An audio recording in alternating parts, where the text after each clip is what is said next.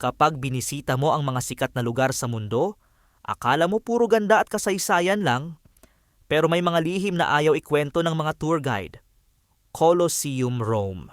Libo-libong gladiator ang namatay dito. Hindi para sa dangal, kundi para sa aliwan ng mga tao. Tower of London, dating kulungan at execution site. Dito pinugutan ng ulo ang mga reyna at prinsesa. Aokigahara Forest, Japan.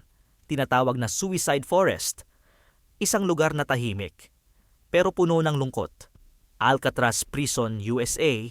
Isang kulungan na halos imposibleng takasan, kung saan maraming bilanggo ang nabaliw sa sobrang isolation.